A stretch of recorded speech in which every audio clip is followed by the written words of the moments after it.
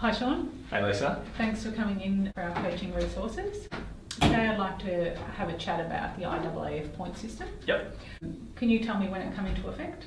Well, the first rumblings we heard of it were probably late 2017, was that it was in the works, and we were told initially that it was going to be in place for Doha, which worried a lot of people because it wasn't explained particularly well at first, and there wasn't a very clear set of rules and regulations around it. So information seeped out slowly, and eventually the IAAF decided that it wasn't going to be the determining factor for Doha. They'd simply have it in place on a test website, basically, so you could come to terms with how it worked, and then it would be in place for Tokyo, which is frightening for a lot of people because it's the biggest athletic event every 4 years.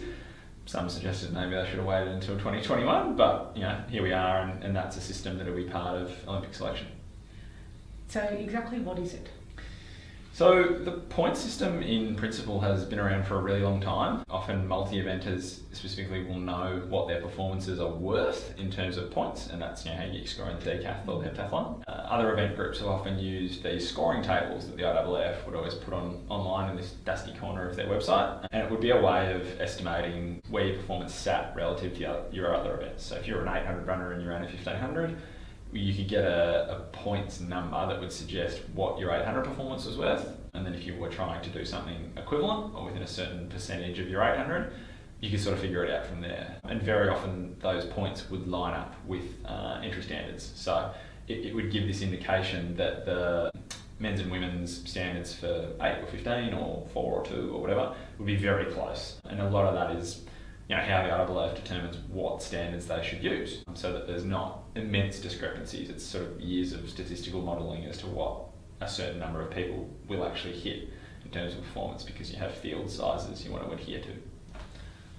So from an athlete's or a coach's perspective, how important is the point system when they're looking at setting the calendar for a competition? I'd say for Australians it's probably the most important addition that we've had in decades, I guess. It's not so much of a concern for countries like the US in sprinting or Kenya in distance running. So countries that are basically very likely to hit what are now the new Olympic standards, or what will feasibly become the more difficult new World Championship standards. That was misinterpreted pretty spectacularly to start with, because people said, oh look, those Olympic standards are really hard, they're not going to get a full field of athletes, whereas that was always the concept, that you were never supposed to get a full field of athletes with the qualifier. So the IAAF, in an attempt to sort of popularise athletics and have a world ranking system like, say, tennis, the goal is to get half the field with the Olympic standard, you sort of top, say, 15 people in the world, and fill the rest of the field with people off this live ranking system, and try and sort of generate interest in athletics. So for Australians who are more often making up the middle to bottom half of an entry field for a World Championships or an Olympics, it's absolutely key to understand how it works. So talking about understanding how it works, do you think that the majority of coaches and athletes that you've spoken to so far actually have an understanding of it? No. So a lot of coaches take a view of either, I don't really need to know about that, maybe because their athlete isn't at that standard yet, or their athlete's so good that it's not going to be a problem, as in they'll get a qualifier. And I just think it's a little bit remiss in the sense that it's a system that changes how things work for people in terms of consistency or injury. So it's not a system that favours people who want to pop out one qualifier in a season and get your spot. Because what your old qualifier per se would have been, it's now a lot harder standard that you're less likely to get. So it's a system that probably doesn't help people who, if the 800 standard, say, used to be 145.80 and now it's 144.20, and it might go down to 144.80 as the Olympic auto. There's that question of someone who back in the day might have popped out at 145.79 and just got in and been that late addition to the team. If you do that now, and your other 4 performances that make up your average, and we'll talk about that in a sec, it doesn't help you. You've just got another thing to add there as an average. So to follow on to that, you have what is called a raw score. So basically, event aside, not considering what you're at, that's what your performance is worth. So your 146 flat is worth X amount of points. Your event is where the big difference is made. So the IAAF, in an attempt to equalise everything and make it fair, the assertion there is that at a Diamond League or a World Challenge or even a national championship, to run 146 and to place in a certain place is more difficult than, say, running 146 at a Milers Club, which is at first seems like a topsy-turvy sort of example, but the bonus points that people talk about, and not so much bonus points because of performance at all, it's a bonus points in terms of placing. So, a lot of times we've heard in the early editions of it, I should go to, an A grade race, or I should go to a gold label half marathon. And sure, you can, but if you're finishing, if you're not making the final of that A category meet, or, in the half marathon you're 50th, it doesn't matter because, as is almost too long to explain on this video, there are a lot of permutations of placing, and very often for distance events at least, that's 8th to 12th at the lowest. So, and in a final as well. So, you don't want to try and let it dictate you solely on that. And I think what we've seen is that the one window of there being a little bit of an advantage was something like the Oceania Championships, which probably indicates the gap in the system, which is because we only have one Oceania Championships every 2 years. The IAAF sort of were forced to make that considered the same event in terms of difficulty and quality, and thus bonus points, as say the European Championships, which we know is not the case, but athletes that were clever took advantage of that. So how will that affect Australian athletes and coaches? Will we see Oceania countries competing together more often, like in New Zealand? Yeah, definitely, because the thing that's important to understand is the level of certain meets that you'll get. Europe this year had 40-something A meets, whereas Oceania had, I think it was 4 or something. So we're going to get less just based on size. And I think travel to Wellington, Auckland, Hamilton, depending on the timetable, maybe even Wanganui and things like that, will become essential. And I think in Australia it will be the first time in a long time where it will become a question for sprinters as well of, can you get into a meet? Because in the past you might think, if I've got a time I can get into the Sydney Track Classic and I'll be fine. But all of these sprinters are going to want to do, these particular events that are worth more. So it does bring a facet into Australian racing that's quite different because, running for a particular event, because our national grid dictates it, as a 100 runner this year, you might be better off racing, I think it's either Wellington or Auckland than Sydney. But the question is, will you get into one or will you get into the other? And vice versa. But I think the biggest takeaway message is that for fringe athletes in Australia, so people who are almost on a world championship team, they're the people that need to maximise their points, because your old system of sneaking a world championship qualifier will now be near impossible, because the qualifier will be out of reach for anyone that's fringe, and those fringe people will be expected to make up their points to qualify by a world ranking. So how does our national competition stack up? In terms of like the Australian Track and Field Championships, really important because they're held in the same same view as USA national champs. And people go, it's ridiculous. US champs are one of the most competitive meets in the world. You go, well, the IAAF has to standardise at a point. They can't say, New Zealand nationals are worse than Australian nationals because we've only got one. So in their case, nationals becomes very important. Where you place at nationals becomes very important. And you get this effect that we've spoken about where the effective time that your point score is worth, once you've added on your bonus placing points, might actually be a time you're never going to run. So I know Catherine Camp, who's a great example in New Zealand, she this year ran all of her New Zealand meets, and because Angie Petty wasn't competing a lot, she's an 800 runner, Catherine Camp, she basically got really good at time trialling about 2:02 and winning everything, which meant that winning all these Grand Prix meets meant her 2:02s were worth more like 2 flat and 1:59, 1:58. And sure, she's never run that, ever. Yeah. But in terms of how it reflected in her world ranking, it put her in a spot through the early parts of, or midway parts of this year where she'll most definitely, or at the time, was most definitely going to be a prospect for the Olympics, even though under the old system, she never would have got the Olympic qualifier. So it's a lot to wrap your head around, but I think it's a system that rewards consistency of performance and proximity of performance. So how often you can perform at a certain level to the major event that you're aiming toward. Maximise the indoor, not the indoor, that's a very niche option for some, but maximise the domestic season in Australia, place as high as you can, regardless of sort of performance. Those bonus points will push you along. And a bit like frequent flyer points, though, the points don't last forever, do they? No, so Oceanias, for example, from 2019 are locked effectively until selection for Tokyo, which is handy because that's sort of what the IAAF agreed they do with senior area championships. But everything else has, from sort of 9 months onwards, will start to degrade or deteriorate slowly. So you can't sort of bank up a ton of performances 1 year out from the event you want and just sit on them because they'll become worth less and less. Okay.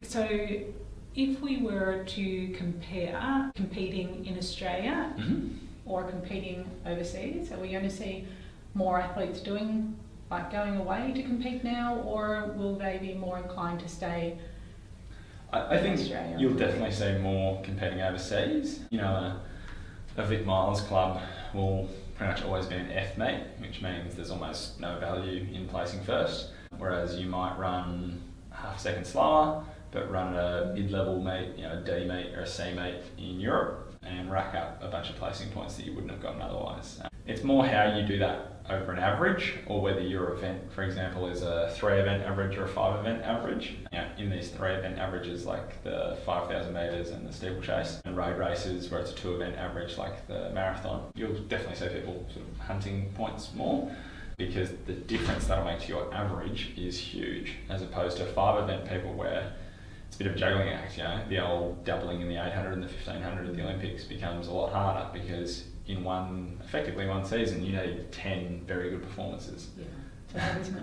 Yeah, so I think it changes the dynamic of how people consider qualification. You know, people who previously thought, oh, I might never get that World Championship standard, but I might be able to run 5 races and finish middle of the field and run a decent time, and that could put me in the top, 48 or 42 in the world, and that might be enough.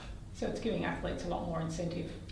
Yeah, I think a lot of people were very negative of it to start with because we don't have a lot of access to the higher grade meets.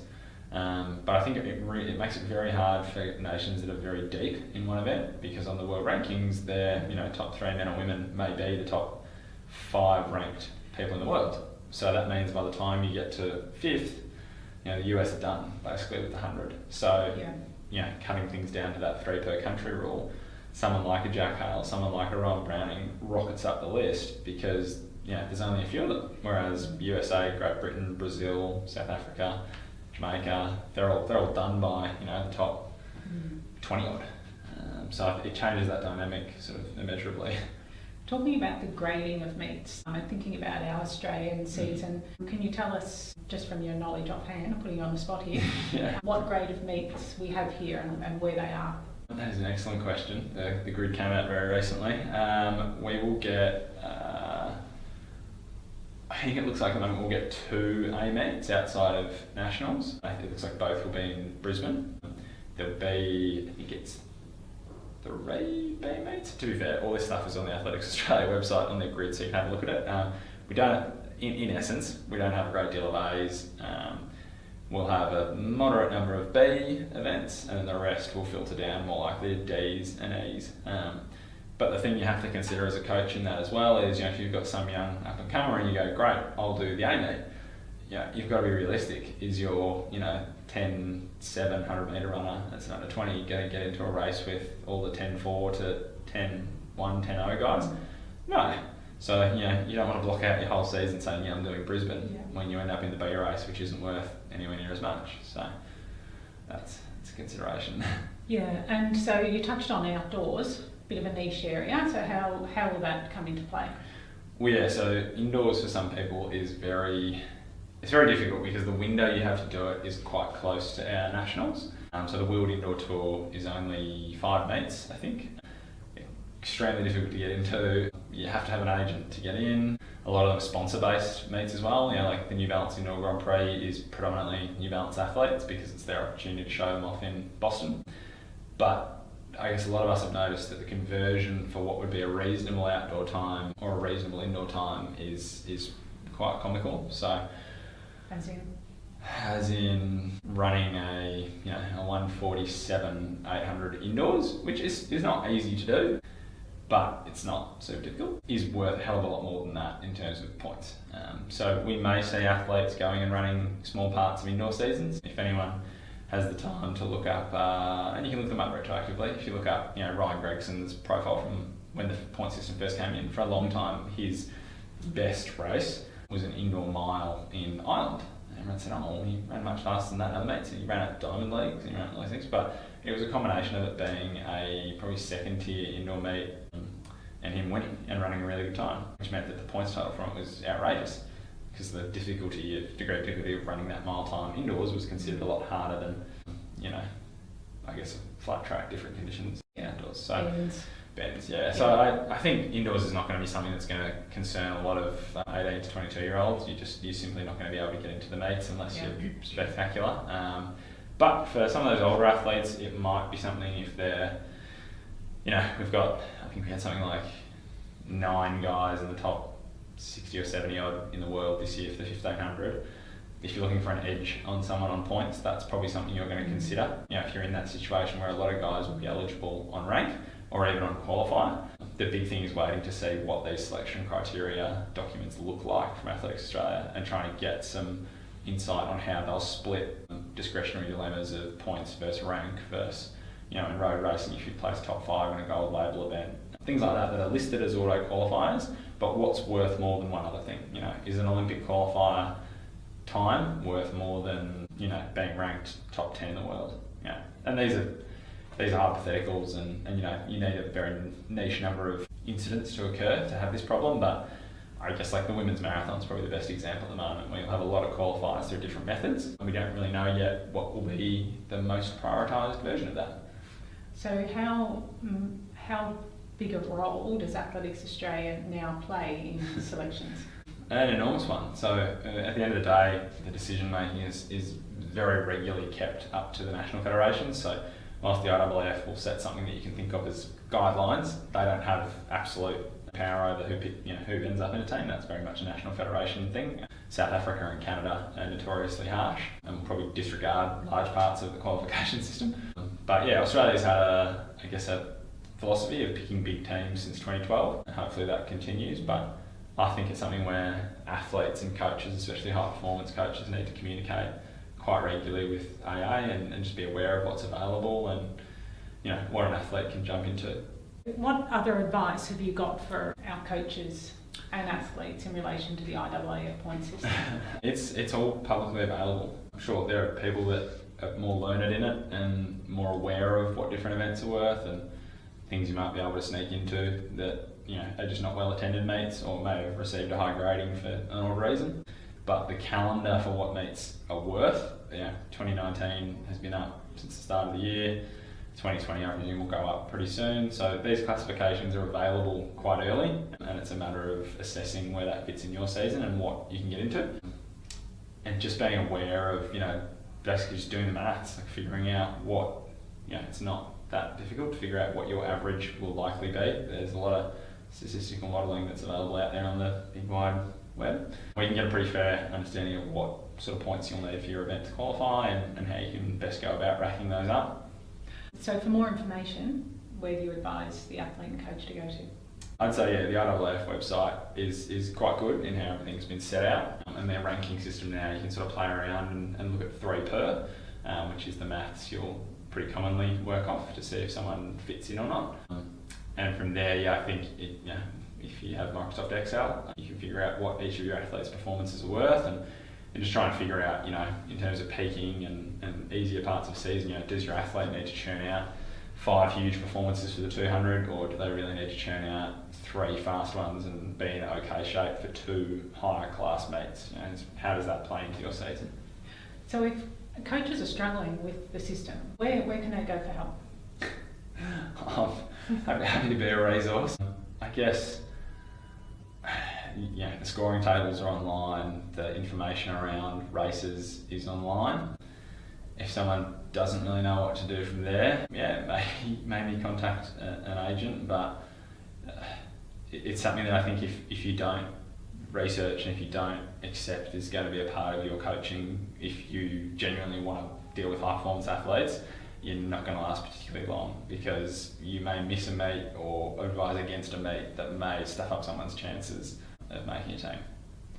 It sounds like a good subject to do a workshop for coaches, huh? Yeah, quite possibly. Yeah. Okay, thanks for your time, Sean. Appreciate it again. Thanks for having me.